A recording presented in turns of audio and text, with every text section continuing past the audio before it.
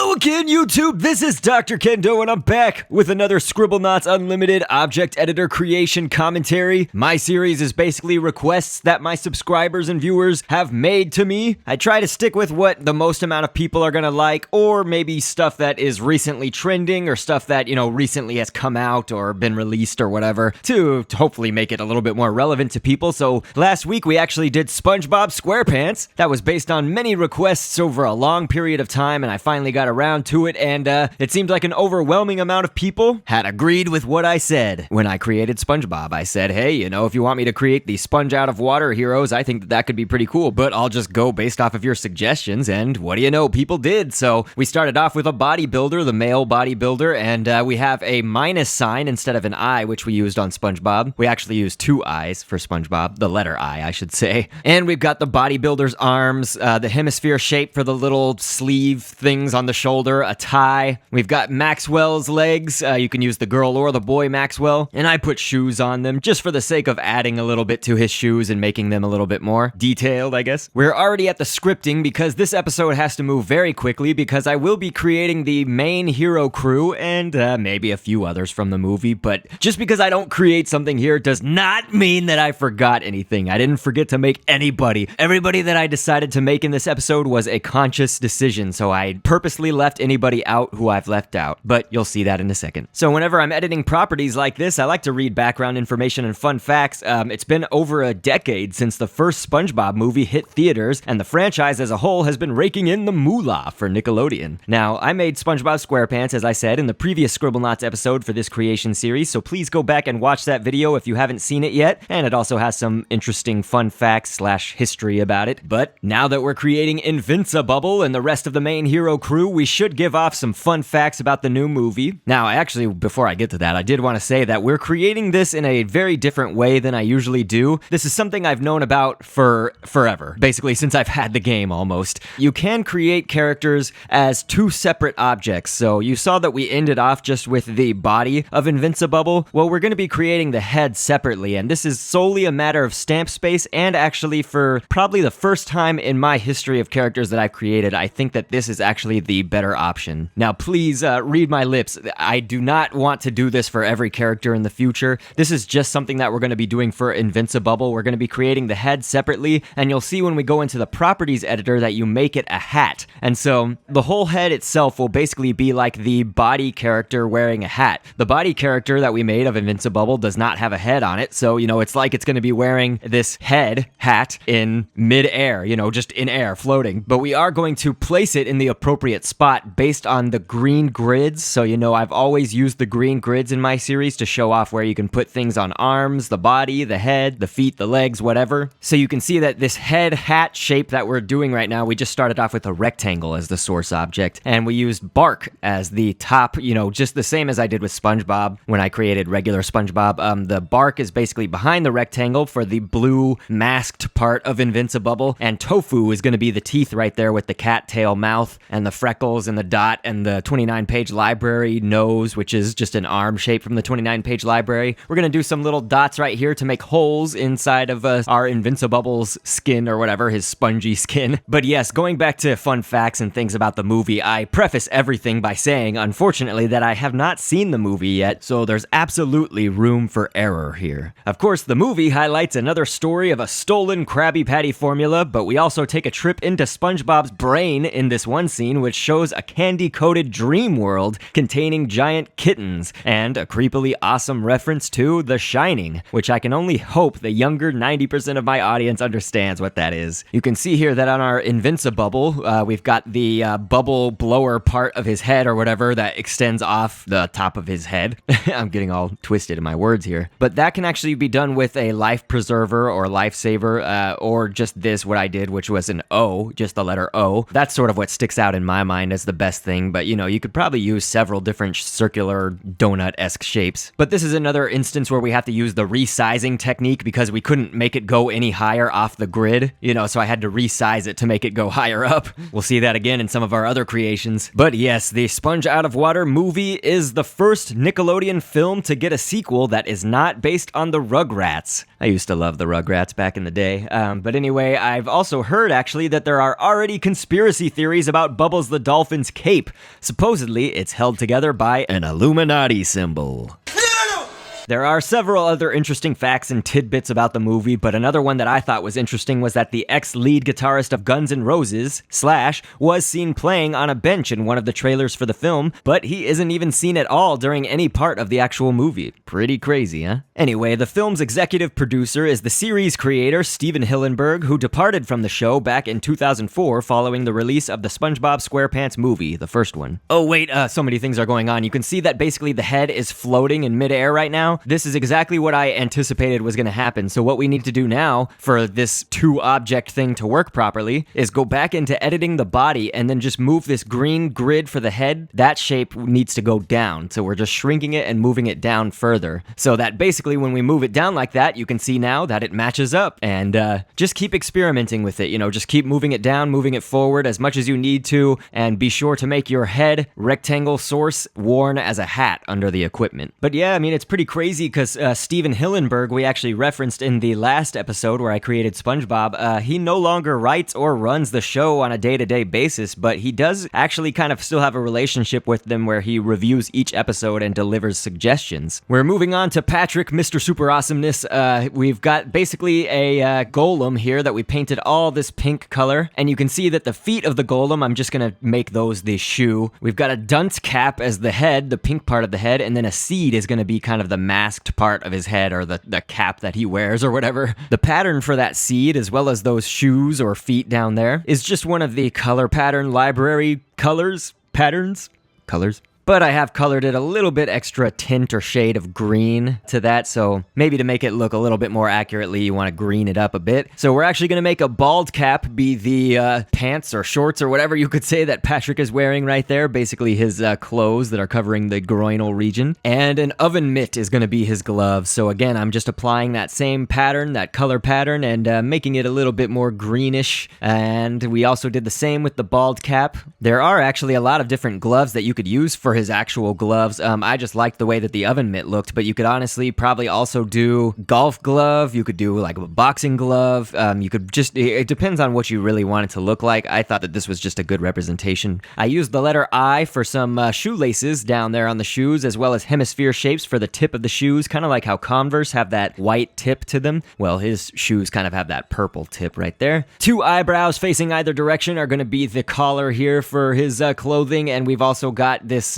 sphere shape, as well as what I'm placing right now, which is just copy it 2 times, the 29-page library. It's like this green arm that comes from there. And so, of course, the letter I is his eyebrows, as well as dots, you know, a series of dots for the actual whites and black of his eyes. Cattail, once again, for the mouth colored black. And hopefully this is interesting to you guys, but I thought that it was really crazy. As of February 10th, 2015, so pretty recent ago, the Sponge Out of Water movie had grossed $61.6 million in North America and $26.8 million in other territories, for a total gross of $88.4 million worldwide, even beating out American Sniper in the box office. That's insanity! So the movie's doing really well, and it teaches you, hey, maybe you should market to the kids and their dads or moms, you know, because I feel like SpongeBob is kind of one of those entities that is probably on the cusp of a lot of, you know, kids growing up these days. Well, maybe their parents are still actually somewhat into SpongeBob or can sit through it or whatever, so you know, they're probably selling more tickets on including the parents in that as well. So yes, I've done the best that I can on figuring out the superpowers of, you know, each of the characters and whatnot, even though I have not seen the movie, as I mentioned before. So we're actually going to make Mr. Super Awesomeness Patrick, he's going to shoot out ice cream. You know, that's, I guess, his power, is that he is like the ice cream god or something. He's also going to express emotions of love and whatnot when he moves near or sees the ice cream. Now, you have to do general things like dairy products rather than ice cream specifically, you know, so I just did like sweets and dairy products or whatever.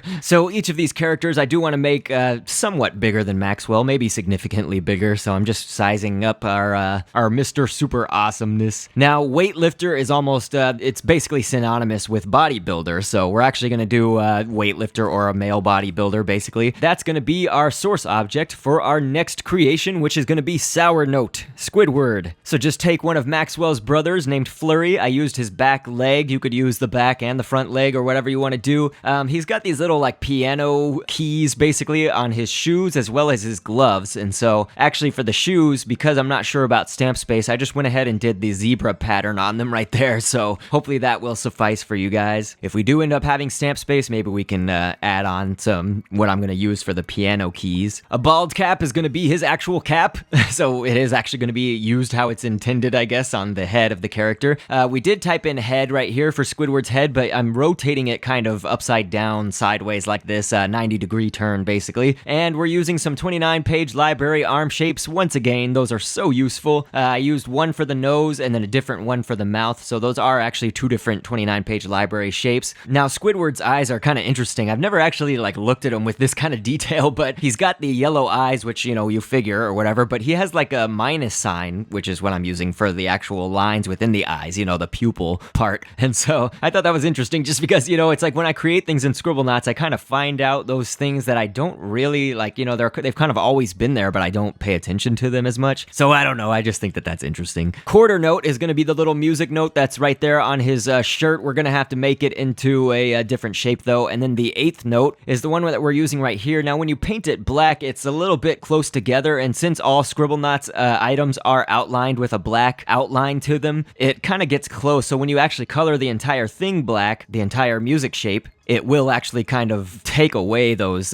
points that are on the top end of the eighth note. The letter I is going to be the belt for Squidward here, or our sour note creation, and then I'm just going to use a discus for his little belt buckle part. Thief, we're going to take the male thief and take the back arm. You can, again, do the front and back arm if you would like. There are some times where I want to get rid of that little dot that shows up. You know, whenever you use the front arm, it has a little dot at the joint, you know, right where the shoulder connects to the beginning of the arm at the top. So you can see that I made a ruler actually be the piano keys. Now, I know that that's maybe not what everybody would choose, but I actually thought, you know, it looks strikingly similar to what it could look like in the movie. So, of course, Sour Note, his thing is Squidward with his clarinet. So, of course, I made it so that his scripting basically has him using a clarinet. So, if you ever drop one down onto the map, he will run towards it and use it, and he will also become mighty. Now, I also have it that whenever he's scripted, whenever he picks up that clarinet, he will, that's the adjective mighty gets applied to it. But then, whenever he unequips the clarinet, I made it so that it removes the adjective of mighty. So here's this giant enemy crab,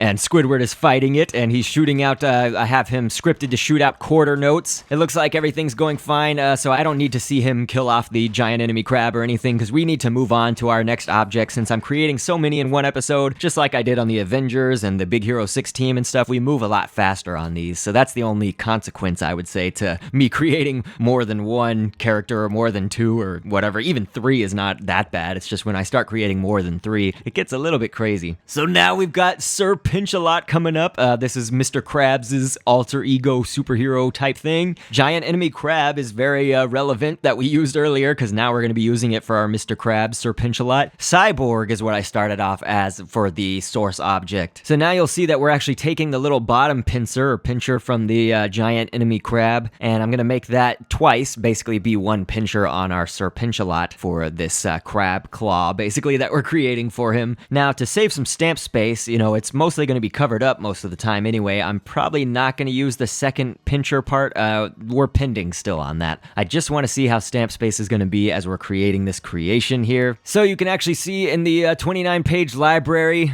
we've expanded it so it becomes the 10-page library, I guess you could say, when you expand it like that. And we took a piece in the bottom left-hand corner. It's like this Martian or whatever. It's the Martian's body. I'm using this and I'm going to make it a little bit big and fat, basically, rotund, because that's going to be the body for our Sir Pinch-A-Lot, while a plesiosaurus tail is going to be for the head, the basic part of the head. Now we're going to have a lot more involved in creating the head of our Sir Pinch-A-Lot creation, so that's just the start of it right now. Of course, he's got his mouth down here on this red part of the head, so I just did smile and turned that upside down. And the eyes, of course, Mr. Mr. Krabs and Sir Pinch-A-Lot alike. You know, they just, his eyes are very tall, so I want to make something that kind of was just basically long and thin and tall like that, and so the puddle-shaped turned over on its side is basically what I'm going to use for that. Paint them a little bit light-ish yellow. So this is the resizing technique in action once again. I've taken the neck piece, the middle neck piece of a crane, the bird crane, and we're going to make this basically the, oh gosh, I forgot to move this head grid shape out of the way. I was just putting them on the head grid. So here we go. You basically resize them until they can go up higher, basically off of the grid shape that you're working with, because I'm placing all of this on the body. Now I'm going to need to move that little green grid head shape that you see off to the right there. I'm going to need to move that back down to his actual mouth head shape area, you know, once we're done with the entire creation. So that's why you see me resizing and sizing back down these objects, or stamp pieces I should say, a whole lot. So that's the reason, is so that I can make them go higher and higher up off of our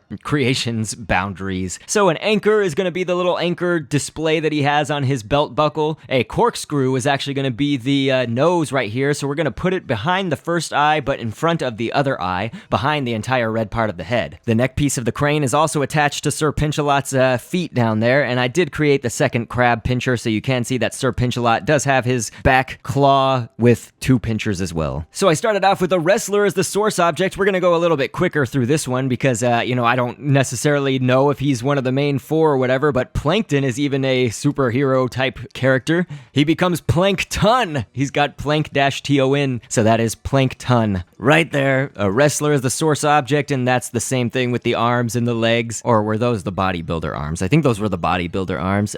Then we've got a 29-page library arm shape once again for the little tiny head of Plankton right there, and tendril, Tendril,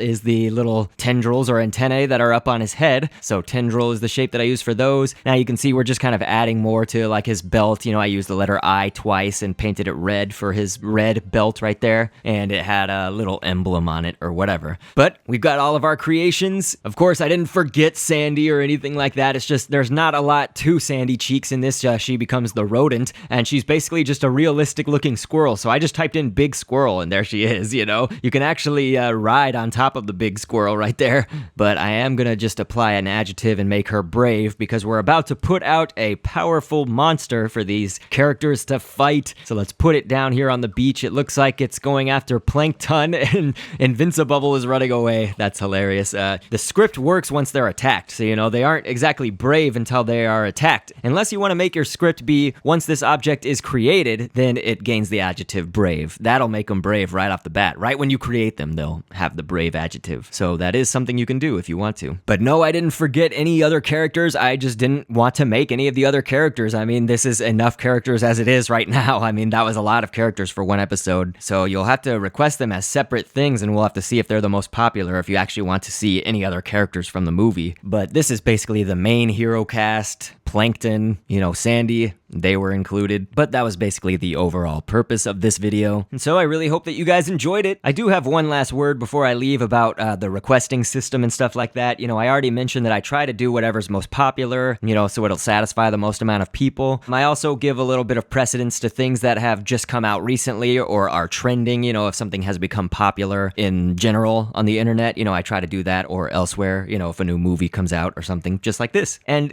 this doesn't happen a whole lot, so I'm not chastising everybody or anything, but like there are some people that just don't seem to understand that I have, you know, 68,000 subscribers at the time that I'm making this episode. It's going to be more probably as you keep viewing this, you know, as time goes on, I'm going to have more. And so I'm only going to get more busy. You know, I'm not going to get any less busy and I'm not going to get any fewer amount of requests. So, you know, I have had some people, you know, treat me really bad. You know, they have really poor behavior regarding the requests and stuff like that. So, you know, if you're going to yell at me and you're going to chastise me and blame me for the fact that your creation won't get done, you know, you've got to understand those kind of three main things. The most popular voting system, you know, so what's going to get the most comments is going to have a little bit more weight in what I do. What's trending or what's popular out there in the world is going to have weight on what I do. And then just remember the fact that I have so many subscribers. You know, everybody's requesting something different, it seems, too. You know, I get just thousands of comments every day saying make this and make that. You know, they're all different requests. So even if I did one creation for every single day of the year, that would only be 365. Whereas, I have almost 70,000 subscribers and I'm about to get even more. So,